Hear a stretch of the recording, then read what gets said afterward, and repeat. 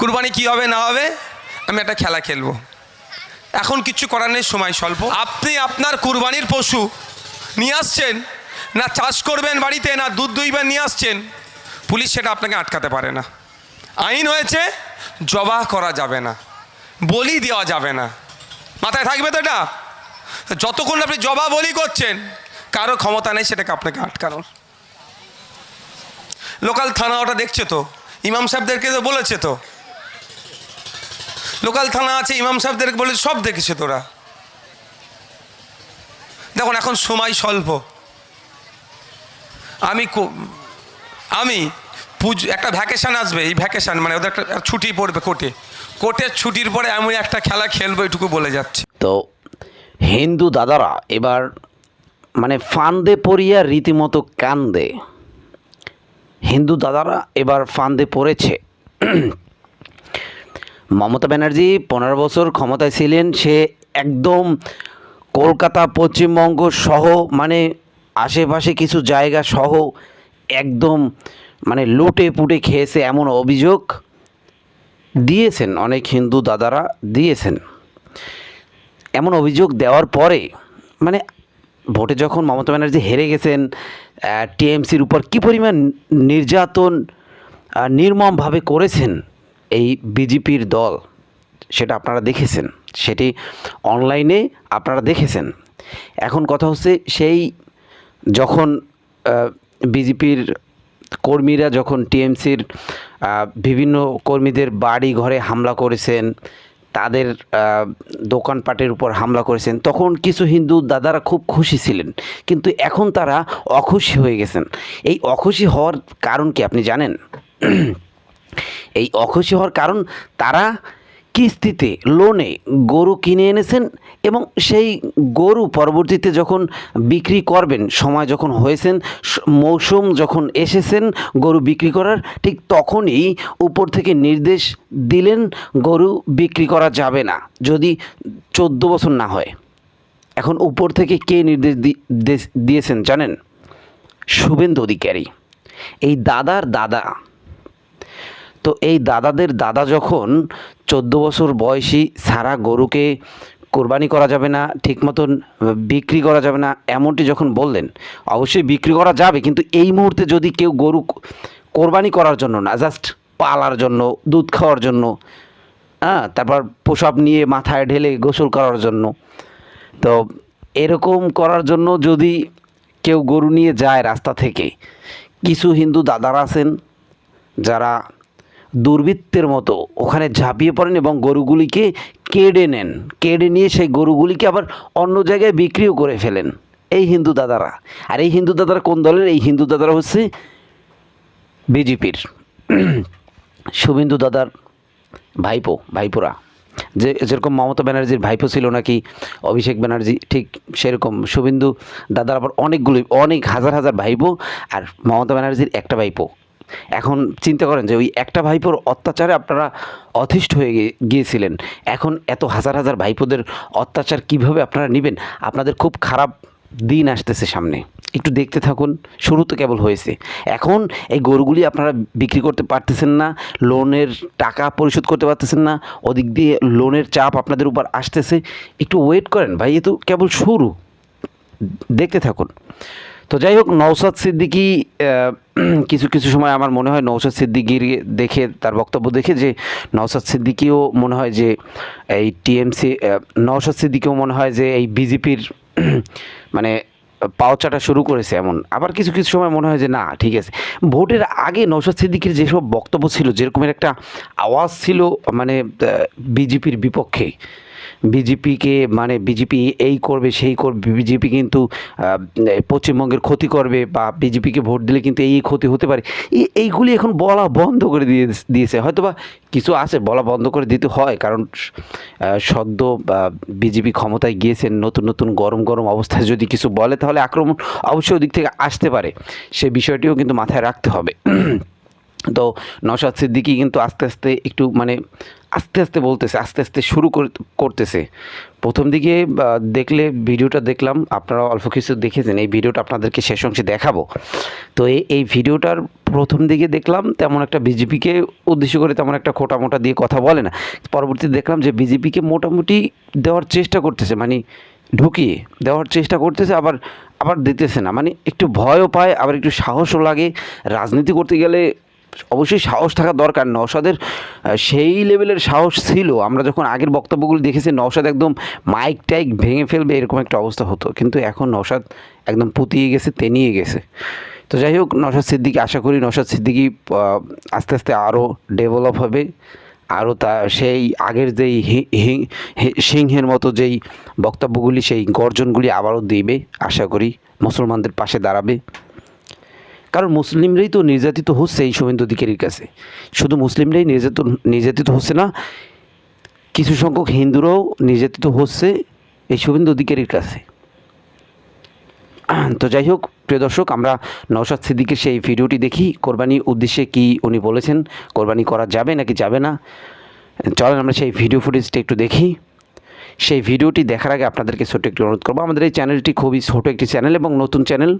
আপনারা যদি একটি সাবস্ক্রাইব করেন এবং একটি লাইক দিন, একটি লাইক যদি আপনি দেন তাহলে আরও কিছু অডিয়েন্সের কাছে আমাদের এই ভিডিওটি পৌঁছাবে। একটি লাইক অবশ্যই দেবেন এবং এই কথাগুলি, আমি যে কথাগুলি বললাম বা নওশাদ সিদ্দিকী যে এই কথাগুলি বললেন, এই কথাগুলি আসলে কতটা যৌক্তিক ছিল, এই কথাগুলির ভিতরে আসলে কি কোনো মেসেজ দেওয়ার মতো ছিল কি না, বা কী বুঝলেন, কী জানলেন, সেটি অবশ্যই কমেন্ট বক্সে জানাবেন। তো চলেন আমরা সেই ভিডিওটি দেখি। কুরবানি কি হবে না হবে, আমি একটা খেলা খেলবো। এখন কিচ্ছু করার নেই, সময় স্বল্প। আপনি আপনার কুরবানির পশু নিয়ে আসছেন, না চাষ করবেন বাড়িতে, না দুধ দুইবার নিয়ে আসছেন, পুলিশ সেটা আপনাকে আটকাতে পারে না। আইন হয়েছে জবাহ করা যাবে না, বলি দেওয়া যাবে না। মাথায় থাকবে তো এটা। যতক্ষণ আপনি জবাহ বলি করছেন, কারো ক্ষমতা নেই সেটাকে আপনাকে আটকানোর। লোকাল থানা ওটা দেখছে তো, ইমাম সাহেবদেরকে তো বলেছে তো, লোকাল থানা আছে, ইমাম সাহেবদেরকে বলে সব দেখেছে তোরা। দেখুন এখন সময় স্বল্প, আমি একটা ভ্যাকেশান আসবে, এই ভ্যাকেশান মানে ওদের একটা ছুটি পড়বে কোর্টের ছুটির পরে আমি একটা খেলা খেলবো, এটুকু বলে যাচ্ছি। এই নিয়ে এত টেনশান তো, এই টেনশান তো এই সামনে কুরবানি কী হবে না হবে, আমি একটা খেলা খেলবো। এখন কিচ্ছু করার নেই, সময় স্বল্প। কোর্ট একটা অর্ডার, আমার গাড়িতে অর্ডার কপিও আছে, 1950 সালের আইন ছিল, 2018-তে একটা মামলা হয়েছিল, তার বেসিসে যে গাইডলাইন দিচ্ছে, যেটা আইন আছে আইনের বাইরে আমি যেতে পারবো না, সেটাকে মান্যতা দিয়ে চলবেন। তবে একটা কথা আমি জোর গলায় বলে যেতে পারি, আপনি আপনার কুরবানির পশু নিয়ে আসছেন, না চাষ করবেন বাড়িতে, না দুধ দুইবার নিয়ে আসছেন, পুলিশ সেটা আপনাকে আটকাতে পারে না। আইন হয়েছে জবাহ করা যাবে না, বলি দেওয়া যাবে না। মাথায় থাকবে তো এটা। যতক্ষণ আপনি জবাহ বলি করছেন, কারো ক্ষমতা নেই সেটাকে আপনাকে আটকানোর। বুঝতে পারছেন কি বলছি? এটুকু মাথায় রেখে দিন। তবে একটুকু কথা, বিতর্কে জড়ানোর প্রয়োজন নাই। বিতর্ক করতে চাইছে। এখন প্রশ্ন করা দরকার শুভেন্দুবাবুকে, মুখ্যমন্ত্রীকে, যে বলুন তৃণমূলের আমলে যে পঞ্চায়েতের মেম্বার থেকে, প্রধান থেকে, সমিতি থেকে, জেলা পরিষদের যারা আছে, ওদের বিরুদ্ধে কবে কমিশন বসাবেন, চোরগুলোকে কবে জেলের মধ্যে ঢুকাবেন। তার পরিবর্তে কি করাচ্ছে সেটা না প্রশ্ন ওঠে।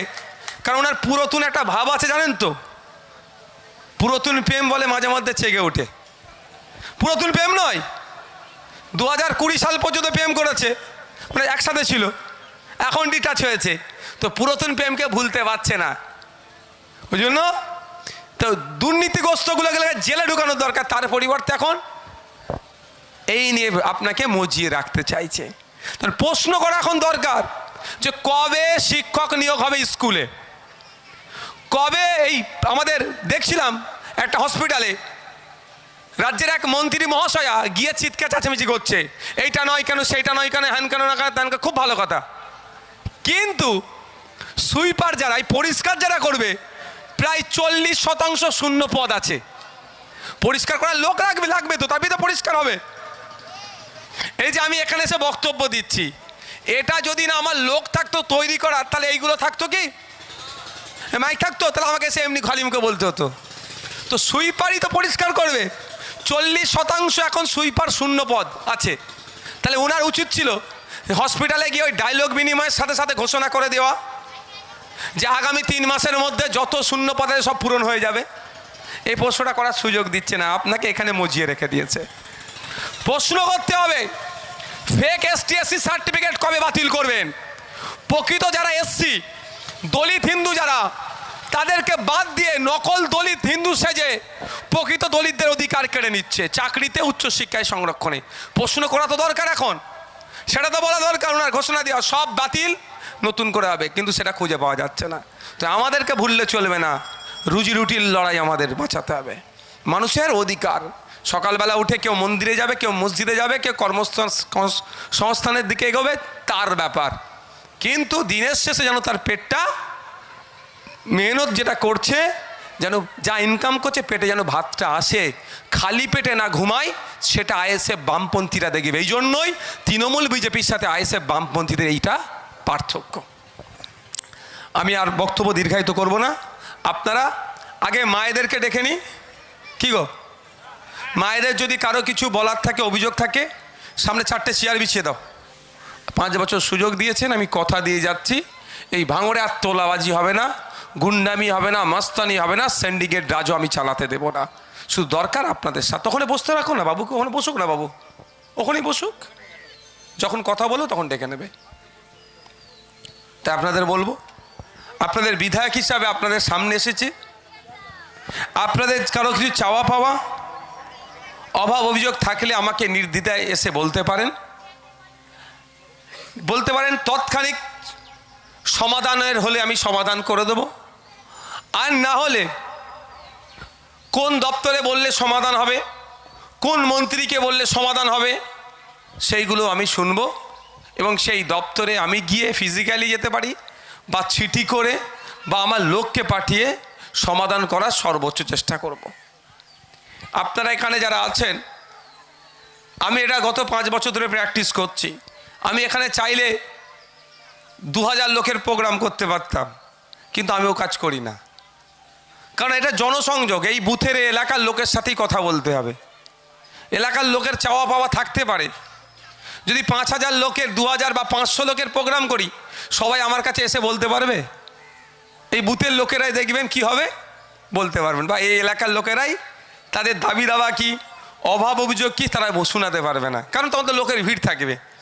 ওই জন্য এটা রাজনৈতিক প্রোগ্রাম রাখিনি, এটা একদম রেখেছি কি প্রোগ্রাম, বিধায়কের প্রোগ্রাম। আর বিধায়ক এখন কোনো রাজনৈতিক দলের নির্দিষ্ট নয়। বিধায়ক কার? জনগণের, ভাঙড়ের। তাই ভাঙড়ের বিধায়ক ভাঙড়ের মানুষের দ্বারে এসেছে। ভাঙড়ের মানুষ, এই জায়গাটার নামটা কি, বেওতা পুরাতন পাড়ার কত নম্বর বুথ, 18-19 নম্বর বুথে এসেছি, 18 নম্বর বুথে এসেছি। আপনারা আপনাদের সমস্যার কথা আমাকে তুলে ধরতে পারেন, আমি সমাধান করব। পরিশেষে আবারও আপনাদেরকে একবার, যারা ভাঙড় বিধানসভার কমরেড আছেন, সিপিআইএমের যারা নেতৃত্বরা আছেন, কর্মীরা আছেন, যারা আমাদেরকে সহযোগিতা করেছেন, তাদেরকে ধন্যবাদ জানাই। আইএসএফের অঞ্চল নেতৃত্ব, তাদেরকে ধন্যবাদ জানাই। সাথে সাথে ভাঙড়ের মানুষকে ধন্যবাদ জানাবো যে দ্বিতীয়বারের জন্য আমাকে আবার রাজ্যের, শুধু ভাঙড় নয়, রাজ্য স্তরে কোনো অন্যায় হলে লড়াই করার মতো জায়গা আপনারা করে দিয়েছেন, অর্থাৎ আইনসভার মধ্যে পাঠিয়েছেন। আপনারা যদি না পাঠাতেন, আপনারা বুঝুন তো, 80টা জায়গায় 81টা বিধায়ক হতো তৃণমূলের, তাই তো? তপসিয়াতে গত পরশুদিন দেখেছেন, তপসিয়াতে গত 4 দিন আগে অভিযোগ, ওটা নাকি ইললিগ্যাল কনস্ট্রাকশন। হতে পারে ইললিগ্যাল, আমি ধরে নিচ্ছি তর্কের খাতিরে, কিন্তু ইললিগ্যাল কনস্ট্রাকশনকে ডেমোলিশ করার জন্য, ভাঙার জন্য ইললিগ্যাল ওয়েতে হয় না। তার জন্য নির্দিষ্ট গাইডলাইন আছে। 2024 সালের 12ই নভেম্বর সুপ্রিম কোর্টের জাস্টিস বি.আর. গাভাই স্যার আর বিশ্বনাথন স্যার, জাস্টিস বিশ্বনাথন স্যারের একটা ভার্ডিক্ট আছে, একটা অর্ডার আছে। অর্ডারে বলা আছে যদি কারো ইললিগাল কনস্ট্রাকশন বাড়ি এই জন্য ভাঙাভাঙির কিছু থাকে, অ্যাটলিস্ট 15 দিন আগে তাকে নোটিশ করতে হবে। অনেক কটা গাইডলাইন আছে, কিন্তু তফসিয়াতে দেখুন ওরা জানেও না, ওদের হাতে নোটিশ পর্যন্ত পৌঁছায়নি। ওদের আত্মীয় স্বজন দেখছে যে বুলডোজার আসছে, এই বাড়িটা ভাঙবে বা ভাঙা শুরু হয়েছে।